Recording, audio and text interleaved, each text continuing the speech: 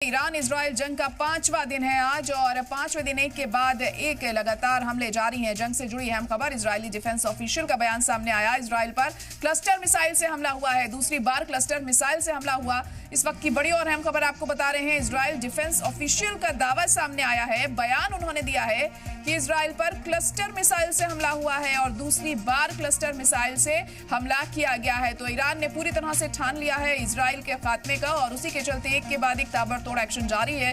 Iran के जरिए लगातार मिसाइल से अटैक हो रहे हैं। तेल अवीव समेत तमाम ऐसे शहर हैं इजराइल के जो पूरी तरह से तबाह होते हुए दिखाई दे रहे हैं। तमाम इमारतें धराशायी हो गई हैं, लोग डरे से हमें नजर आ रहे हैं और यहाँ पर खासे हालात कशीदा इस वक्त बने हुए हैं। तो जंग से जुड़ी इस वक्त की बड़ी खबर आपको बता रहे हैं। इजरायली डिफेंस ऑफिशियल का बयान सामने आया है। इजराइल पर क्लस्टर मिसाइल से हमला हुआ है, दूसरी बार क्लस्टर मिसाइल से अटैक किया गया है ईरान के जरिए इजराइल पर।